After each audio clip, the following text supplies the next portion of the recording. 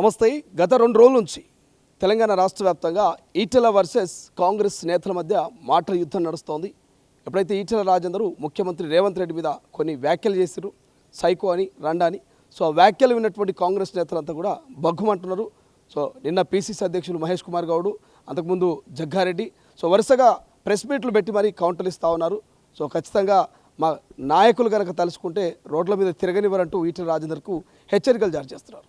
ఎందుకు ఈ రకంగా ఒకరి మీద ఒకరు విమర్శలు చేసుకుంటారు? కాంగ్రెస్ పార్టీ ముఖ్యమంత్రిని ఈటెల రాజేందర్ ఏమైనా టార్గెట్ చేసినా, లేక ఈటెలను కాంగ్రెస్ పార్టీ నాయకులు ఏమైనా టార్గెట్ చేసినా? మాట్లాడడం ఇదే అంశం మీద ప్రస్తుతం మనతో పాటు కాంగ్రెస్ పార్టీ సీనియర్ అధికార ప్రతినిధి ఆర్యవైశ్య కార్పొరేషన్ చైర్మన్ కల్వ సుజాత గారు. సో సుజాత గారు, ఎట్లా చూస్తారు ఈటెల రాజేందర్ చేసిన వ్యాఖ్యలు? చూస్తూ ఉంటే మీకు ఏమనిపిస్తుంది? ఫస్ట్ నువ్వు ఒక మాట్లాడుతూ మధ్యలో ఒక మాట అన్నావు, ఈటెల రాజేందర్ని కాంగ్రెస్ టార్గెట్ చేసేదాన్ని. మేము ఆయనని టార్గెట్ చేయలేదు, బీజేపీ వాళ్ళు ఆయనని టార్గెట్ చేశారు. అసలు ఆఫ్టర్ ఆల్ ఓషన్లో డ్రాప్ అంతా ఈటెల రాజేందర్ని కాంగ్రెస్ పట్టించుకునే స్థితిలో లేదు. ఆయన ప్రెస్టేషన్ అంతా బీజేపీ వాళ్ళ మీద ఉన్నది. నాకు అధ్యక్షుని పదవి కావాలని కొట్లాడుకుంటుంటే మొన్న ఈ మధ్యకాలంలో వాళ్ళ యూట్యూబ్ ఛానల్ ఒక అధినేతను కొట్టినటువంటి ఎండి, ఐ థింక్ యూట్యూబ్ ఛానల్ నడిపేటటువంటి ఒక వ్యక్తిని కొట్టినటువంటి విషయం మనం చూసినాం. ఈటెల రాజేందర్కి సపోర్టర్గానో లేకపోతే అటు బండి సంజయ్ మనుషులు, ఈటెల రాజేందర్ మనుషులు కొట్టుకొని ఆని యూట్యూబ్ ఛానల్లోని కొట్టినటువంటి విషయం. ఇదంతా వాళ్ళిద్దరి మధ్యలో రగులుతుంది. కాంగ్రెస్ వర్సెస్ ఈటెల రాజేందర్ కాదు, ఈటెల రాజేందర్ వర్సెస్ బీజేపీ. వాళ్ళ మధ్యలో నడుస్తున్నటువంటి తగులో ప్రెస్టేషన్ ఎక్కువయ్యి చేసినటువంటి, అంటే ఒకవేళ ఉనికిని కోల్పోతానేమో నేను ఇన్ని రోజులు బీఆర్ఎస్ని ఉద్యమకారుణ్ణి అని చెప్పుకున్నటువంటి ఈటెల రాజేందర్ ఆ పార్టీ వదిలేసి వెళ్ళిపోయిన తర్వాత బీజేపీలో పూర్తి స్థాయిలో ఆయనకు పగ్గాలు అప్పచెప్తారని పోయిండు. పగ్గాలతో పాటు ఆయన చేసినటువంటి అరాచకాలు, దోపిడీ చేసినటువంటి స్థలాలు, భూ కబ్జాలు, దేవాలయాలకు సంబంధించినటువంటి ఆస్తులను కూడా కబ్జాలు చేసిండనే విషయం బీఆర్ఎస్ వాళ్ళు లొల్లి చేసిండ్రు, అందరు మాట్లాడినరు. బీజేపీ వాళ్ళు గతంలో కూడా శంఖంలో పోసిన తీర్థల్లాగా ప్రయత్నం చేసినటువంటి విషయాలు మనం అన్నీ చూసినాం. ఆ ప్రెస్టేషన్లో ఎక్కడ ఆయన భూములు కూడా హైడ్రా ద్వారా ఎక్కడ కథమైపోతాయో, లేదా బీజేపీ వాళ్ళు నన్ను పట్టించుకుంటలేరు అనే ప్రెస్టేషన్తో మాట్లాడుతున్న ఈటెల రాజేందర్కి ఖబర్దార్, నిన్ను రక్షించుకోవడానికి మా నాయకుల మీద, మా ముఖ్యమంత్రి మీద, నేను ఇందాక నువ్వు మాటలు అన్నావు, ఆ మాటలు ఈటెల రాజేందర్ మాటలు మాకు ఇందాక చెప్పినటువంటి విషయం, కానీ నేను ఆ మాటలు రిపీట్ చేయదలుచుకోలేదు. కానీ ఈటెల రాజేందర్ రండా అని అందరికీ తెలిసినటువంటి విషయమే. ఎందుకంటే నువ్వు అన్నావు అంటే నీకు కనబడతలేదు. ఎందుకంటే కేసీఆర్ని విడిచిపెట్టిపోయి ఇన్ని రోజే నిన్నందరు సానుభూతి చూపించిర్రు. ఓ ఉద్యమకారుడు, మంచోడు, అన్పార్లమెంటరీ వర్డ్స్ మాట్లాడాడేమో అనుకున్నారు. కానీ నీ లోపల ఉన్న అసలు రంగు బయటపడ్డది. నువ్వు రక్షించుకోవడానికి మా ముఖ్యమంత్రిని టార్గెట్ చేసినవేమో, నువ్వు నీ బీజేపీలని తిట్టలేక కాంగ్రెస్ వాళ్ళ మీద పడుతున్నవేమో అనిపిస్తుంది. ఎందుకంటే ఇప్పుడు ముందు పోతే నొయ్యే, వెనకపోతే గొయ్యి. అటు బీజేపీ వాళ్ళని ఏమనలేవు, బీఆర్ఎస్లో జాగలేదు నీకు, కాంగ్రెస్లో రానియాడు డేకండి నిన్ను ఇప్పుడు. కాబట్టి ఇప్పుడు ఎవరి మీద అనాలే? వాళ్ళ మీద అంటే అగ్గి మీద గుగ్గిలం అవుతారు బీజేపీ వాళ్ళు. నువ్వు ఆడనే ఉండి ఆడనే తిట్టలేవు, బయటికి వస్తే నిన్నెవడు పట్టించుకోరు, డేకర్. కాబట్టి ఈరోజు మా మీద అన్ని బతుకుదామేమో అనుకుంటున్నావు. రేవంత్ రెడ్డి గారికి, మా ముఖ్యమంత్రి గారికి అన్న మాటలు నీకు తిరిగి నేను ఆ రోజు నీ భార్యని పెట్టి మాట్లాడినటువంటి నువ్వు రండవో ఇంకెవరు రండనో తెలుసుకోవాల్సినటువంటి అవసరం ఉన్నది. నేను ఒక మహిళ గురించి కించపరచదలుచుకోలేదు, కానీ ఇద్దరు వచ్చి మాట్లాడినటువంటి విషయాలని గుర్తు చేయదలుచుకున్నా, అంతేగాని ఈరోజు కాంగ్రెస్ పార్టీ నాయకుల్ని తిడితే నిన్న నువ్వు చూసినావు, మా కార్యకర్తలు, మా నాయకుల ఉగ్రరూపం చూసినావు. నువ్వు ఆ రోజు రేవంత్ రెడ్డి గారిని అన్నావు, అమ్మవారి దేవాలయం దగ్గర ఏడ్చిండు అని చెప్పినావు. బరాబ్బర్ అడుగుతున్నా, ఆ రోజు అమ్మవారి దేవాలయం దగ్గర నెత్తి మీద నీళ్ళు చల్లుకొని అన్నావు కదా, అదే నెత్తి మీద నీళ్ళు చల్లుకోనికి రమ్మని చెప్తే నువ్వెందుకు రాలేదు అంటున్నా. భయపడ్డావా? నిజాలు వాస్తవాలు ఒప్పుకోవడానికి నీకు ధైర్యం చాలలేదా? అందుకనే నువ్వు ఆ రోజు ఒప్పుకోలేవు. కాబట్టి ఆ రోజు నిన్న అన్నటువంటి మాటలు పదే నిన్ను గుర్తు చేస్తున్నాయి. దేవుడు కళ్ళలోకి వచ్చి దరిద్రుడా అని నిన్ను తిడుతున్నాడేమో. కాబట్టి నువ్వు ఆ ప్రెస్టేషన్లో రేవంత్ రెడ్డి గారిని, మా కాంగ్రెస్ పార్టీని తిడుతున్నావు. ఫస్ట్ ఆఫ్ ఆల్ రండ పరిపాలన చేస్తున్న బీజేపీ వాళ్ళని ఫస్ట్ ఒకసారి అడుగు. దేశాన్ని చాతగాని దద్దమ్మలకు ఒక్కసారి ప్రశ్నించు. మీరు దరిద్రులు, మీరు దేశం మీద ఈరోజు ఉపద్రవం ముంచుకొని వస్తుంటే ఇంకొక దేశం కింద లొంగిపోయినటువంటి నువ్వు రండవా మూడవా అని నీ నాయకులను అడగాల్సిన సమయంలో నువ్వు మా నాయకులు కింద లొంగిపోయింది బీజేపీ. మరి మొన్న ఎవరు ట్రంప్ ఎందుకు స్టేట్మెంట్ ఇస్తాడు? ఎవరి ప్రమేయం ఉన్నది? ఎవరితో అఖిలపక్ష సమావేశం జరగకుండా ఒక ట్రంప్ అనేటోడు మన దేశం మీద ఆధిపత్యం చెలాయిస్తాడా? నువ్వు కామ్గా కూర్చుంటావా? మేము ఒప్పుకున్నాము అని మేమిద్దరిని ఒప్పించినాము అనడానికి, ఆడేవాడు ఒప్పించడానికి ఒప్పుకోవడానికి నువ్వేవాడు? దేశం కోసం ఆ రోజు ఆయన గెలుపు కోసం ప్రచారం చేసినవి ఈరోజు మన దేశాన్ని అవమానపాలు చేస్తుంటే ట్రంప్ గురించి నువ్వు మాట్లాడడానికి నీకు ధైర్యం చాలలేదా? గాలనాలి మాటలు మమ్మల్ని అంటావు. ఆ రోజు ఉక్కు మహిళ ఇందిరాగాంధీ, ఈరోజు బీజేపీలో ఉన్నావు కదా, ఆనాడు ఉన్నటువంటి వాజ్పేయి కాళీమాతతో పోల్చిండు. గుర్తు చేసుకో. ప్రపంచ దేశాలు కొనియాడినాయి. ఉక్కు మహిళ ఇందిరాగాంధీకి బిరుదిచ్చినటువంటి ప్రపంచ దేశాలు. అలాంటిది చాతగాని దద్దమ్మలు మీరు పెట్టుకొని రేవంత్ రెడ్డి గారిని అనేటంత ధైర్యము సాహసము చేస్తావా? నువ్వు రోడ్ల మీద తిరగనీయము అని అన్నావు, కానీ రోడ్ల మీద తిరగనీయడం కాదు, రోడ్ల మీద బట్టలిప్పి కొడతారు. ఇట్లా నువ్వు ముఖ్యమంత్రిని మా నాయకుడిని ఇట్లా మాట్లాడమంటే ఈటెల రాజేందర్ గారు పేదల విషయంలో హైడ్రా ఉక్కుపాదం మోపుతున్నది, కాంగ్రెస్ ప్రభుత్వం వచ్చినాక పేదల ఇల్లు కూలుస్తున్నటువంటి ఉద్దేశంతో ఆ వ్యాఖ్యలు చేశారు. సో బట్ మీరు ఎందుకు కాంగ్రెస్ పార్టీ? ఆయన బాధ పేదల మీద కాదు, ఆయన భూములు ఎక్కడ పోతాయి అని బాధ. ఇందాకనే చెప్పిన నేను, పేదల మీద నిజమైన ప్రేమ ఉంటే ఉత్తరప్రదేశ్లో బుల్డోజర్లు పెట్టి కూల్చేస్తున్నటువంటి బీజేపీ వాళ్ళని అడగండి. అమానుషంగా రాత్రి తీసుకొని వచ్చి ఇండ్ల మీద బుల్డోజర్లు ఎక్కించినటువంటి నువ్వు గుర్తు చేసుకో. దేశం మీద అప్పు చేసినటువంటి బీజేపీని గుర్తు చేసుకో. రేవంత్ రెడ్డి గారు ప్రతి మాట క్లియర్గా చెప్తున్నారు. గతంలో నువ్వు ఉన్నటువంటి పార్టీలో అధికారంలో ఉన్న 10 ఏళ్ళు ఒక్క ప్రశ్న కేసీఆర్ని ప్రశ్నించను. నువ్వు ఆర్థిక శాఖ మంత్రిగా ఉంటివా, లేకపోతే నువ్వు ఆరోగ్య శాఖ మంత్రిగా ఉంటివా? అవి నీకు తెలిసినటువంటి విషయాలే. కరోనా వచ్చినప్పుడు నీ దోపిడీ, పేదోళ్ళ మీద దోపిడీ, ప్రైవేట్ ఆసుపత్రులతో నువ్వు కుమ్మక్కైనటువంటి విషయం తెలియదా అందరికీ? నువ్వు ఆనాటి ముఖ్యమంత్రి కుమ్మక్కై దోచుకున్న విషయం తెలియదా? శవాల మీద ఆనాడు 1200 మీద శవాలు ఏర్కొని తిన్నటువంటి టీఆర్ఎస్ పార్టీలో ఉంటివి.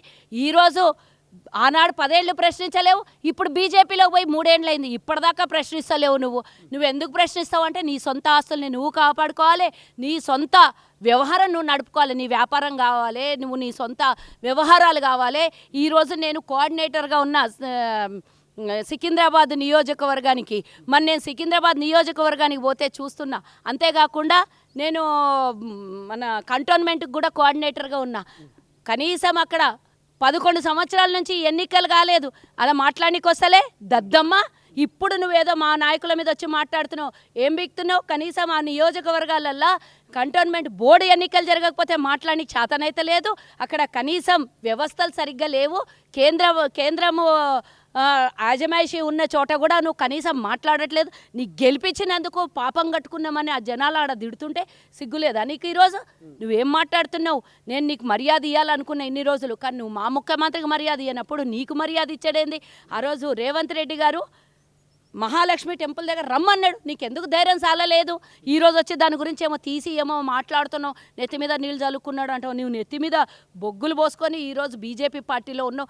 నీ అధినాయకత్వాన్ని ప్రశ్నించడానికి నీ ఎందుకు? ఈటెల రాజేందర్ ఒక్కడు కామెంట్ చేస్తే కాంగ్రెస్ పార్టీ నేతలు ఇంతమంది ఎందుకు స్పందిస్తున్నారు? మహేష్ కుమార్ గౌడ్, జగ్గారెడ్డి, కాలువ సుజాత, అద్దంకి దయాకర్ ఇట్లా క్యూ కట్టిరు. ఎందుకు ఇంతమంది మాట్లాడుతున్నారు? మా ముఖ్యమంత్రి, మా తెలంగాణ ప్రజల ముఖ్యమంత్రి, కాంగ్రెస్ పార్టీ అధినాయకుడు, మా ముఖ్యమంత్రి తండ్రి స్థానంలో కూర్చున్న ఆయనకు తిడుతూ ఉంటే బిడ్డలందరూ చూసుకుంటూ కూర్చోవాలా? ఊరుకుంటారా? ఎందుకు ఊరుకుంటారు? గతంలో కేసీఆర్ని ఒక్క మాట అంటే 10 మంది మంత్రులు ఎమ్మెల్యేలు వచ్చి అటాక్ చేసి బూతులు తిడుతుండ్రు. ఈరోజు మా ముఖ్యమంత్రిని అన్యాయంగా తిడుతుంటే మేము ఉట్టి కూర్చోాలి అంటే ప్రజాపాలన నడుస్తున్నది. వాళ్ళకి ఎక్కడ సందు దొరుకుతలేదు. ఏది పడితే అది మాట్లాడితే ప్రజలు ఒప్పుకోరు, లేదా మా నాయకులు ఒప్పుకోరు. కాబట్టి ఏది పడితే అది మాట్లాడే ప్రయత్నం సందులో జొర్రాలని చూస్తున్నారు. ఆ సందులు మేము ఆ గ్యాపులు నీకు ఇయ్యమని, నువ్వు ఎంత ఏడ్చి గీ పెట్టినా నీకు కాంగ్రెస్లో అవకాశం లేదు. ఇక నీ బతుకు బజార్ ఘాటే. ఆడ నీకు ఎట్టే పరిస్థితిలో చెల్లని నోటులాగా నువ్వు అయిపోయినావు. కాబట్టి ఎట్టి పరిస్థితిలో నీకు బీజేపీలు అధ్యక్ష పదవి ఇయ్యరు. వాళ్ళ మీద కబ్జాలు అంటున్నారు. హైడ్రా కోసం కాదు, బాధ్యతల కోసం కాదు, ఆయన కబ్జాలు కాపాడుకొని అంటున్నారు. మరి అధికారంలో మీరే ఉన్నారు కదా, నిజంగా ఈటెల కబ్జా చేస్తే మీరు ఎందుకు నిరూపించలేకపోతున్నారు? అన్ని నిరూపించబడితే అధికారులు చూపిస్తారు కదా అన్నీ. ఎవరిని వదలరు ఇక్కడ. ఇది గుర్తుంచుకో. ప్రజాపాలనలో, రేవంత్ రెడ్డి గారి పాలనలో ఎవరిని వదిలేదు లేదు. ఒక్కొక్కరు అందరు బయటపడుతున్నారు. ప్రతి ఒక్కరు బయటపడుతున్నాడు. అధికారులు దినం లంచాలు తీసుకుంటుంటేనే 100 మంది పట్టుబడుతున్నారు. వాళ్ళకి సస్పెండ్ చేస్తున్నారు, వాళ్ళకు ఉద్యోగాల నుంచి తీసేస్తున్నారు. లక్షల రూపాయలు లంచాలు తీసుకుంటున్నటువంటి వాళ్ళు దొరుకుతుంటే ఎవరిని ఉపేక్షించకుండా, పెద్ద చిన్న తేడా లేకుండా అందరినీ పట్టి లోపల పడేయాలని చూస్తున్నారు. సస్పెండ్ కంప్లీట్గా వాళ్ళకు సస్పెండ్ చేసే ప్రయత్నంలో ఉన్నారు. ఇంతవరకు లంచాలు తీసుకొనే రాష్ట్రాన్ని పరిపాలించినటువంటి అధికారులను ఏరిపరేసి ఊచకోత పోసే ప్రయత్నం కాంగ్రెస్ చేస్తుంది. తప్పు చేయడానికి 5 నిమిషాలు కాదు, సరిదిద్దడానికి ఎన్నో రోజులు పడుతుంది. ఆ సరిదిద్దే ప్రయత్నంలోనే ఎవరు తట్టుకోలేని పరిస్థితిలో ఉన్నారు. హైడ్రా విషయంలో రేవంత్ రెడ్డి గారు క్లియర్గా చెప్పారు, పేదోళ్ళకి ఎక్కడైనా అన్యాయం జరగకుండా చూడాల్సినటువంటి బాధ్యత మా అధికారులది, మా నాయకులది, నాది, ముఖ్యమంత్రిది. ఎవరైనా పేదోళ్ళకి ఇబ్బంది కలిగితే వాళ్ళకి ఆల్టర్నేట్ చూపించాలి, వాళ్ళకు ఉద్యోగం ఇవ్వాలి, వాళ్ళకి ఆరోగ్య భద్రత ఇవ్వాలి, వాళ్ళకి ఇందిరమ్మ ఇల్లు ఇవ్వాలి.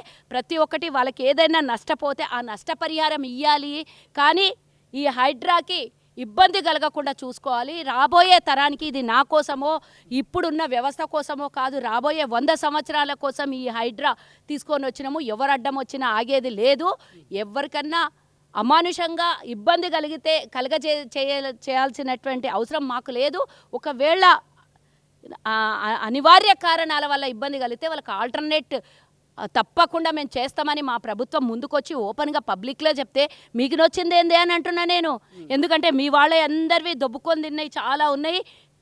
మోరిల్ని, నాలాల్ని, చెరువుల్ని అన్నిటిని కబ్జా చేస్తే ఉన్నాయి. ఆ కబ్జాలకు గురైనటువంటివి మళ్ళీ తిరిగి ప్రభుత్వానికి వస్తాయని చెప్పి భయంతో మీరు ఈరోజు రేవంత్ రెడ్డి గారి మీద ఏదో ఒత్తే ప్రయత్నం, ఏదో తిట్టే ప్రయత్నం, ఏదో డైవర్షన్ చేసే ప్రయత్నం చేస్తే ఆడ ఆగది అని క్లియర్గా చెప్పిండ్రు.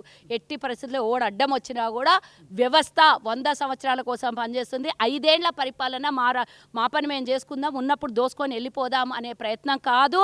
రాబోయే 100 సంవత్సరాల కోసం ఈ ప్రయత్నము. ఇది రేవంత్ రెడ్డి గారు కల్వ సుజాతనో లబ్ధి పొందేది కాదు.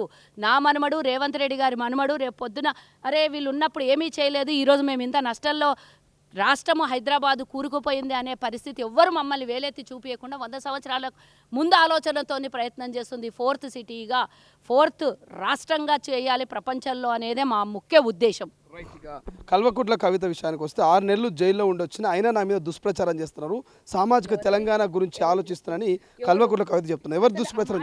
ఆ మాటలలో అర్థాలే వేరు.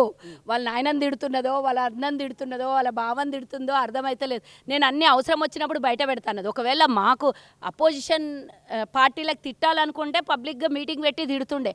అవసరం వచ్చినప్పుడు చెప్తానంటే అర్థమైంది.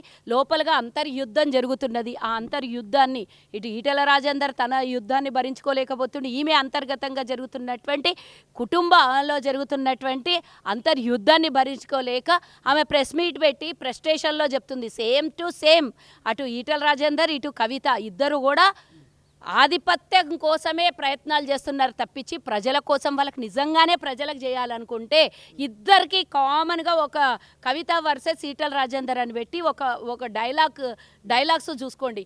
ఈటెల రాజేందర్ ఇప్పుడు మాట్లాడుతున్నాడు. ఈటెల రాజేందర్ బిఫోర్ బీజేపీ టీఆర్ఎస్లో ఉన్నప్పుడు ఎందుకు ఈ మాటలు మాట్లాడలేదు?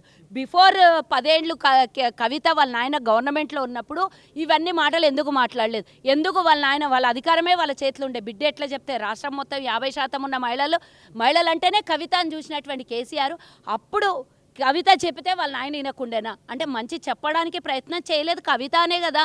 మా ప్రయోజనాలు, మా లబ్ధి కోసమే ఆలోచన చేసినాము. ఇప్పుడు మళ్ళీ మేము అధికారం కావాలి తప్పించి మాకు ఎప్పుడు పవర్ ఉండాలి అనే ఆలోచన తప్పించి వేరే ఆలోచన వాళ్ళకు ఉన్నదా? ఇప్పుడు నిన్న కవిత గారు ఇక్కడ జాతకం చెప్పించుకుంటున్నారు పిల్లలతోటి, అక్కడ సోది చెప్తా ఉంటే సీఎం అవుతారని అంటున్నారు. ఎట్లా సీఎం అయ్యే అవకాశం ఉందా కవిత భవిష్యత్తు? పిల్లలు జోష్యం చెప్తారా?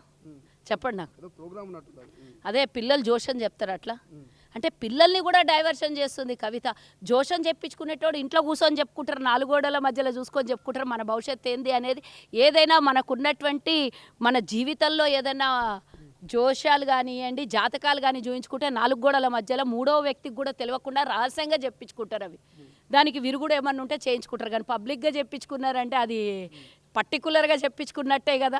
జోషన్ చెప్పిన వాళ్ళందరూ కాలగర్భంలో ఇట్లాంటి పనిచేసేటోడు జోషంతో పని లేదు, లీడర్ కావాలనుకునేటోడు జోషంతో పని లేదు. మనం పబ్లిక్ సర్వీస్ చేసేయాలనుకునేటోళ్ళకు వెనుదిరిగి చూడాల్సినటువంటి అవసరం లేదు.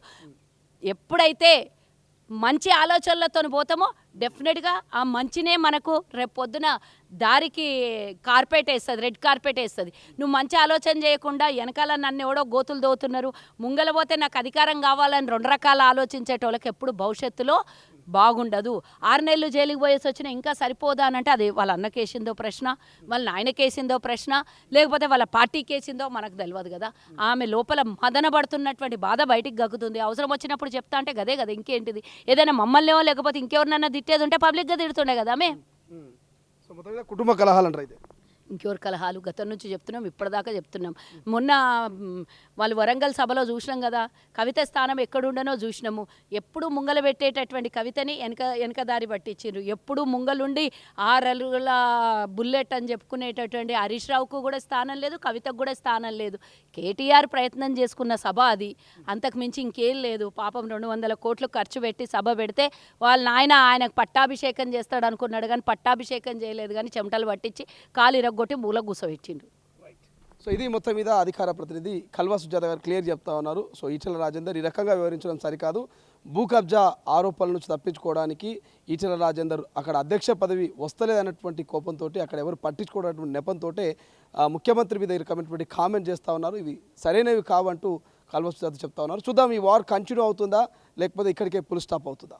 కెమెరా పర్సన్ అజయ్తో శ్రీశైలం, తొలి వెలుగు, హైదరాబాద్. ప్రపంచంలో ఏ మూల ఏ క్షణం ఏం జరుగుతుందో వేగంగా తెలుసుకోవడానికి తొలి వెలుగు వాట్సాప్ ఛానల్ని ఫాలో చేయండి.